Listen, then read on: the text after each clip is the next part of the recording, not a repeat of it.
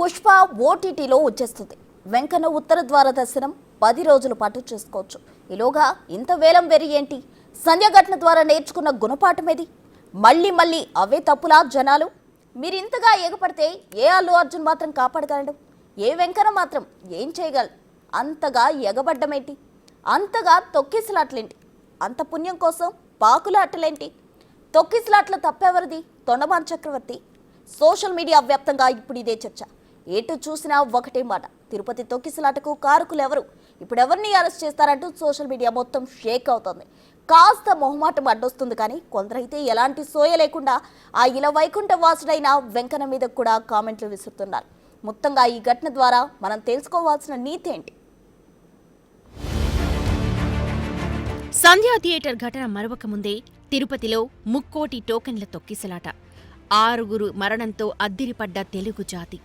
ఏంటి తొక్కిసలాటలు? ఎవరి తప్పు ఇదంతా? ఇప్పుడు ఎవరిని అరెస్టు చేయాలి అంటూ ప్రశ్న. తెలుగు జాతి దురదృష్టమేంటో కానీ వరుస తొక్కిసలాట ఘటనలు నమోదవుతూ ఉన్నాయి. సంధ్యా థియేటర్ ఘటన నుంచి కూడా ఎంత మాత్రం బుద్ధి తెచ్చుకోవడం లేది జనం అన్న మాట ఎక్కువగా వినిపిస్తోంది. మొన్నటికి మొన్న సంధ్యా థియేటర్ ఘటన దేశవ్యాప్తంగా ఒక సంచలనం. పుష్ప పాన్ ఇండియా మూవీ కావడంతో నేషనల్ వైడ్ గా దీనిపై డిస్కషన్ కూడా జరిగింది. దీనంతటికీ కారకుడు అల్లు అర్జున్ అంటూ అతనిపై కేసు, అరెస్ట్, బెయిల్ లాంటి వ్యవహారాలు నడిచాయి. అంతేకాదు, మృతురాలి కుటుంబానికి భారీ ఎత్తున సహాయ సహకారాలు ప్రకటించారు. ఇదిలా ఉంటే ప్రాణాలతో పోరాడుతోన్న చిన్నారి శ్రీతేజ్ని తన వంతు బాధ్యతగా వెళ్లి పరామర్శించారు అల్లు అర్జున్. తెలంగాణ ప్రభుత్వం సైతం అల్లు అర్జున్ ఎంత పెద్ద పాన్ ఇండియా స్టార్ అయినా అతనిపై కఠిన చర్యలు తీసుకుని జనాల్లోకి గట్టి సంకేతాలనే పంపింది. అందులో మొదటిది బెనిఫిట్ షో లాంటి క్రౌడ్ అధికంగా పోగయ్యే చోట్లకు పోకూడదని, ఆ తప్పు జనానిదే అవుతుందన్న మెసేజ్ సైతం పాస్ చేసినట్టయింది. బాధిత కుటుంబం పెద్ద భాస్కర్ సైతం తప్పు తనదే అన్న ధోరణిలో అల్లు అర్జున్పై పెట్టిన కేసు ఉపసంహరించుకుంటానని ప్రకటించారు కూడా. అంటే ఇలాంటి భారీ జనసంద్రం పోగయ్యే ప్రాంతాలకు వెళ్లడం మనదే తప్పు అన్న సందేశం ఇచ్చినట్టే కనిపించింది. జనాల్లో ఒక అవేర్నెస్ తెచ్చింది సంధ్యా థియేటర్ ఘటన. ఈ ఘటన చెప్పిన పాఠాలు ఏవీ తెలుగు సమాజం గుర్తించినట్టు కనిపించడం లేదు. ఇది కేవలం తెలుగువారికి మాత్రమే పరిమితమైన గుణపాఠం కాదు. దేశమంతటా దీనిపై ఒక స్థాయిలో చర్చ జరిగింది. ఈ చర్చా సారం కానీ ఆ ఫలితం కానీ ఎక్కడా ప్రభావం చూపించినట్టే కనిపించలేదు. తాజాగా తిరుపతి వైకుంఠ ద్వార దర్శనం, టోకెన్ల తొక్కిసలాట ఘటన. శ్రీవారి ముక్కోటి ఏకాదశి రోజున దర్శించుకోవడం అంటే అది భారీ సాహసమే అవుతుందని అందరికీ తెలిసిందే. 2022 నాటి నుంచి ఉత్తర ద్వార దర్శనం 10 రోజుల పాటు ఏర్పాటు చేసింది టీటీడీ. అయినా సరే జనాల్లో ఎలాంటి అవేర్నెస్ వచ్చినట్టు కనిపించడం లేదు. ఎప్పటిలానే భారీ ఎత్తున జనం పోగయ్యి ఈ టోకెన్ల కోసం ఎగబడ్డారు. ఈ సమయంలో ఇక్కడ భారీ ఎత్తున జనం పోగవుతారని తెలిసి కూడా పిల్లలు, వృద్ధులతో సహా వెళ్లి క్యూ లైన్లలో నిలబడ్డం ఎంత ప్రమాదకరమో ఎందుకు గుర్తించలేకపోయారు? ఇప్పుడు అందరూ కలిసి డీఎస్పీ మీద నిందాభారం వేస్తున్నారు, కానీ జనాల్లో కనీస అవగాహన ఉండాలి కదా అన్న ప్రశ్న తలెత్తుతోంది.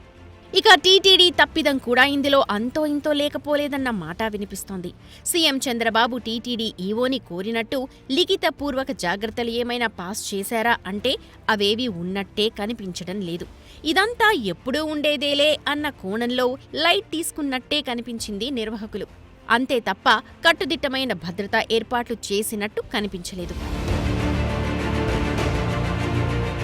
మరీ విషాదమేంటంటే అంబులెన్సులు ఘటనా స్థలికి రప్పించినా డ్రైవర్ కొంతసేపు అందుబాటులో లేకపోవడం మరింత విషాదకరంగా మారింది. అంటే తిరుపతి కేంద్రంగా ఎంత నిర్లక్ష్యం చోటు చేసుకుంటోందో దీని ద్వారా తెలుసుకోవచ్చంటున్నారు నెటిజన్లు. ఫైనల్గా భారీ ఎత్తున వినిపిస్తోన్న ప్రశ్నేంటంటే ఇప్పుడు ఈ ఘటనకు బాధ్యులు ఎవరని. సంధ్యా థియేటర్ ఘటనలో అల్లు అర్జున్ని బాధ్యుని చేసినట్టు ఇక్కడ ఈ 6 మంది ప్రాణాలు పోవడానికి గల బాధ్యులు ఎవరు? వైకుంఠ ద్వార దర్శనం చేసుకోవడానికి వచ్చిన వారిలో 6 మంది నేరుగా ఆ వైకుంఠానికే చేరుకున్న ఈ ఘటన తాలూకు పాపం ఎవరిది? ఒక్క డీఎస్పీని బాధ్యుని చేయగానే సరిపోతుందా అన్న ప్రశ్న తలెత్తుతోంది. చాలా మంది అభిప్రాయం ప్రకారం చెబితే ఇదంతా జనానిదే తప్పుగా తెలుస్తోంది. ఇలాంటి ఘటనల నుంచి కనీస గుణపాఠాలు నేర్చుకోకుండా భారీ ఎత్తున జనం పోగయ్యే కార్యక్రమాల నుంచి తమను తాము రక్షించుకోవడం ఎలా అన్న కనీస ఇంగితం లేకుండా ఎగబడ్డం ఏంటన్న మాట ఒకంత గట్టిగానే వినిపిస్తోంది. దానికి తోడు సోషల్ మీడియాలో పెరిగిన ఓవర్ కంటెంట్ కూడా ఒక కారణంగా తెలుస్తోంది. ఈ మధ్య కాలంలో సోషల్ మీడియాలో ప్రతి చిన్న విషయాన్ని భూతద్దం వేసి మరీ వివరణల మీద వివరణలు ఇవ్వడం, ఈ తిథిలో ఈ దేవుణ్ణి దర్శనం చేస్తే ఇంత పుణ్యం, ఆ దేవతను కొలిస్తే అంత పురుషార్థం వచ్చేస్తుందన్న మాటలతో రెచ్చగొట్టడం, ముక్కోటి నాడు శ్రీనివాసుణ్ణి దర్శించుకుంటే కోటి జన్మల పుణ్యఫలం అంటూ తీవ్రంగా ప్రభావితం చేసే థంబ్ నెయిల్స్ పెట్టడం వంటి వాటి కారణంగా ఇలాంటి తొక్కిసలాటలకు ఆస్కారం ఏర్పడుతోందన్న మాట వినిపిస్తుంది. ఏ తావాత చెప్పాల్సొస్తే ఇందులో టీటీడీ తప్పుందా, డీఎస్పీ తప్పుందా అన్న అంశాలు పక్కన పెడితే మొదట జనం తమ తప్పు తెలుసుకోవాల్సిన అవసరం ఉందన్న మాట బలంగా వినిపిస్తోంది. వెంకటేశ్వర స్వామి ఎక్కడికి పోడు, అక్కడే ఉంటాడు. అంతేకాదు 10 రోజుల పాటు ఉత్తర ద్వార దర్శనానికి ఆస్కారం ఉంది. ఇవేవీ గుర్తించకుండా ఆ రోజే దర్శించుకోవాలి అన్న తపన, తాపత్రయమే ఇంతటి ముప్పుకు కారణంగా మారినట్టు భావిస్తున్నారు. స్వామివారి ఉత్తర ద్వార దర్శనం 7 కాకుంటే మరో 7 కూడా చేసుకోవచ్చు. కానీ ఈ ఏడాదే చేసుకోవాలి అని ప్రదర్శించిన విపరీతమైన కాంక్ష ఎంత చేటు తెచ్చింది.